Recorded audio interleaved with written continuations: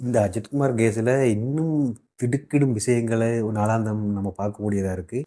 ஆனால் இந்த அஜித்குமார் கேஸை பற்றி இன்னும் புதுமையான விஷயங்கள், அதாவது இன்றைக்கு கோர்ட்ஸில் நிறைய விஷயங்கள் நடந்திருக்கு. அதுகள்லாம் பற்றி தான் இன்றைக்கி நம்ம பார்க்க போகிறோம்.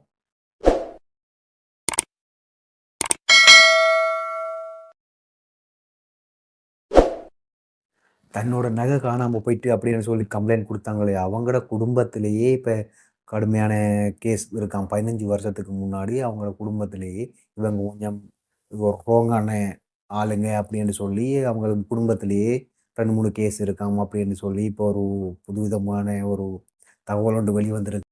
சிவகங்கை மாவட்டத்தில் திருப்புவனம் தாலுகாவுக்கு சொந்தமான கிராமம்தான் மடப்புறம். இந்த மடப்புறத்தில் சுமார் 700 குடும்பங்கள் வரைக்கும் வாழ்கிறாங்களாம். வாழ்ந்து கொண்டு அவங்களோட அன்றாட தொழில் வந்து விவசாயமும் கூலி தொழிலுமா தான் இருக்குது. இந்த தொழிலிலே பார்த்து கொண்டு வந்த இந்த மடப்புறத்தில் தான் பத்திரகாளியம்மன் கோயிலில் தான் இந்த அஜித்குமார் வந்து செக்யூரிட்டியாக வேலை பார்த்து கொண்டிருக்காரு. வேலை பார்த்து கொண்டிருக்கும்போது தான் இந்த சம்பவம் நடந்திருக்கு. இந்த கோயிலுக்கு நாளாந்தம் ஆயிரக்கணக்கான மக்கள் வந்து கொண்டிருப்பாங்களாம். வந்து கொண்டு இருக்கும்போது அதுக்காகத்தான ஒரு செக்யூரிட்டி டீம் ஒன்று அரேஞ்ச் பண்ணி அவங்க அதை அந்த பணிகளை செஞ்சு கொண்டு வந்து கொண்டிருக்காங்க.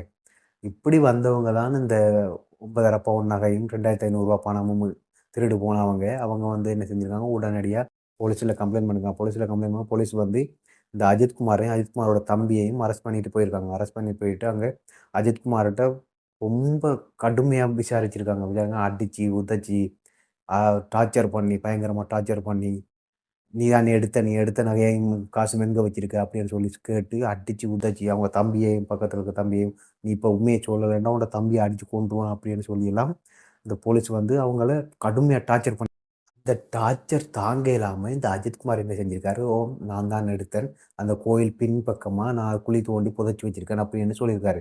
அப்போ உடனே அடுத்த நாள் காலையில் அந்த அஜித்குமாரை எடுத்துட்டு அவரோட தம்பியையும் எடுத்துட்டு இந்த போலீஸ் என்ன செய்யுது, அந்த கோயிலுக்கு போய் அந்த இடத்துல பார்க்குது. பார்க்கும்போது அந்த குழிய தோண்டி பார்க்கும்பொழுது அங்க நகை இல்லை. அப்போ பயங்கரமா கோவம் அடைஞ்ச இந்த போலீஸ்ல இருக்கிற அந்த 5 பேரும் பயங்கரமா அஜித்குமார கடுமையா தாக்குறாங்க. அந்த வீடியோ தான் நீங்கலாம் பார்த்துருப்பீங்க.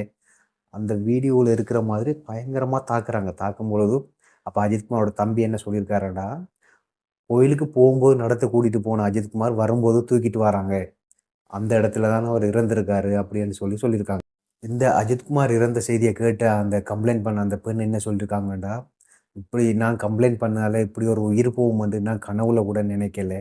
ஆனால் அவர்தான் எங்களோட கார் சாவிய வாங்குனது. அவர்ட்ட தான் நான் குடுத்தேன். ஆனா அவர் தான் எடுத்தாரா இல்லையான்னு எனக்கு தெரியாது. அந்த கடவுளுக்கு மட்டும் தான் தெரியும். ஆனா நான் உண்மையிலேயே இப்படி வேற ஒரு உயிர் போகும்ன்னு நான் நினைக்கவே இல்லை அப்படின்னு சொல்லியிருக்காங்க.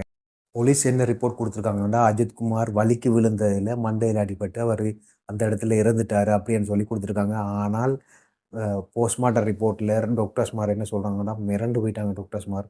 அவர் உடம்புல 18 இடங்கள்ல காயங்கள் ஏற்படுத்திருக்கு. அதுவும் மண்டை ஓடு தொடக்கம் கை, கால், முதுகு வரைக்கும் காயங்கள் இருக்கு அப்படின்னு சொல்லியிருக்காங்க. அது மட்டும் இல்லாம உள்ளுறுப்புக்குள்ளேயும் நிறைய காயங்கள் இருக்கு. இரத்த கசிவுகள் இருக்கு. அந்த இரத்த கசிவுகள் தான் இறந்து மரணத்துக்கு காரணம் அப்படின்னு சொல்லியிருக்காங்க.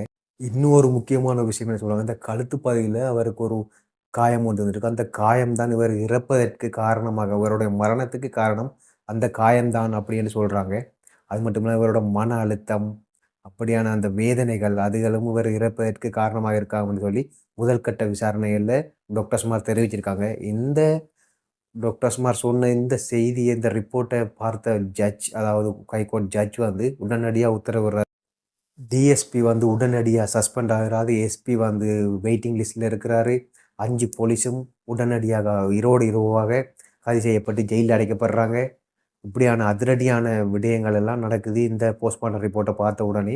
மேலும் கோர்ட்ஸால என்ன சொல்றாங்கன்னா, அந்த 5 பேரையும் 14 நாள் நீதிமன்ற காவல்ல வச்சு விசாரிக்கணும். இவங்களுக்கு அடிக்கச் சொல்லி, உதைக்கச் சொல்லி யாரு ஆர்டர் குடுத்து, அந்த ஆர்டர் குடுத்த அவங்க சொல்லும் வரைக்கும் அவங்கள விசாரிக்கணும் அப்படின்னு சொல்லி கோர்ட்ஸால ஒரு ஆர்டர். இன்னைக்கு வந்து இறந்த அந்த அஜித்குமார் வீட்டுக்கு நம்ம தளபதி விஜய் அண்ணா வந்து போயிருக்காரு. போய் அவங்க வீட்டுக்கு போய் அவரோட ஃபோட்டோவுக்கு மலரஞ்சலி செலுத்தி, மாலைகளிட்டு அஞ்சலி செலுத்துறாரு. அது மட்டும் இல்லாம அவரோட தம்பிய பார்த்து பேசுறாரு. பேசி "என்னப்பா ரொம்ப அடிச்சாங்களா?" அப்படின்லாம் கேட்குறாரு.